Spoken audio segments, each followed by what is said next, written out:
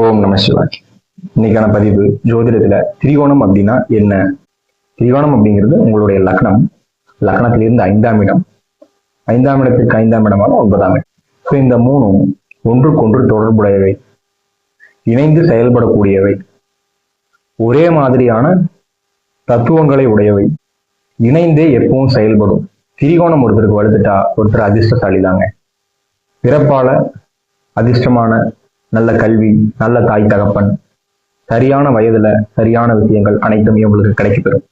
பிறக்கும் பொழுது வசதி வாய்ப்புள்ள ஒரு குடும்பத்துல நல்ல அப்பாவோட ஆதரவு, அம்மாவினோட ஆதரவு, அப்பாவினுடைய சொத்து, அம்மாவினுடைய சொத்துக்கள், அதாவது தான் எந்த ஒரு முயற்சியும் இன்றி பிறப்பால வசதி வாய்ப்புள்ள ஒரு குடும்பத்துல பிறக்கிறவங்களுக்கு திரிகோணம் வலுவருக்கும்.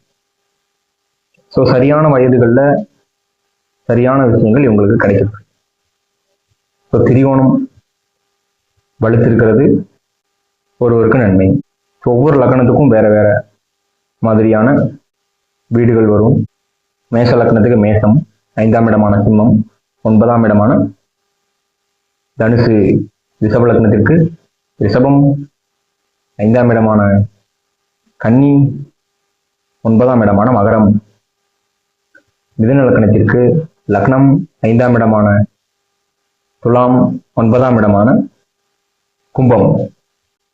கடக லக்னத்திற்கு கடகம், விருச்சிகம் மற்றும் மீனம். சிம்ம லக்னத்திற்கு சிம்மம், தனுசு, மேசம். கன்னி லக்னத்திற்கு கன்னி, மகரம் மற்றும் ரிஷபம்.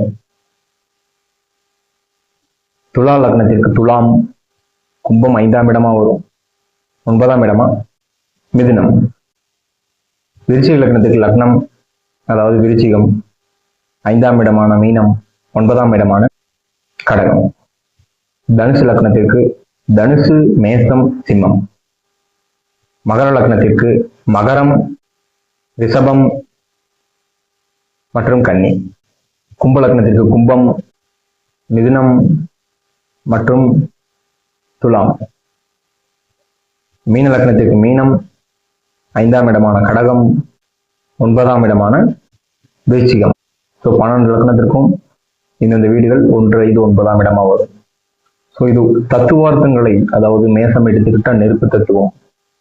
மேசம், சிம்மம், தனுசு, இந்த 3 லக்னங்களும் நெருப்பு தத்துவங்கள்.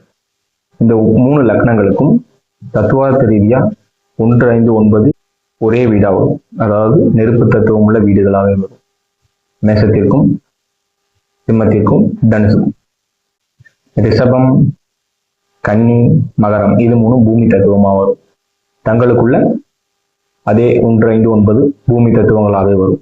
1, 5, 9ஆம் வீடுகளா கணக்கீடு செய்து பார்க்கும் பொழுது மிதுனத்திற்கு காற்று தத்துவமாக வரும். கடகத்திற்கு நீர் தத்துவமாக வரும்.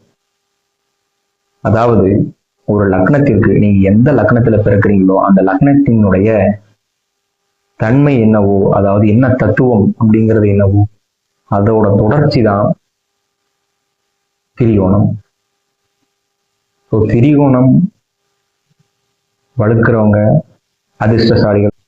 ஸோ உங்கள் லக்னத்திற்கு இந்த வீடுகள் வலுப்பெறும் பொழுது நீங்களும் அதிர்ஷ்டசாலி தான். தொடர்ந்து நம்மளுடைய காணொளிகளை லைக் பண்ணுங்க, கமெண்ட் பண்ணுங்க, ஷேர் பண்ணுங்க, சப்ஸ்கிரைப் பண்ணுங்க.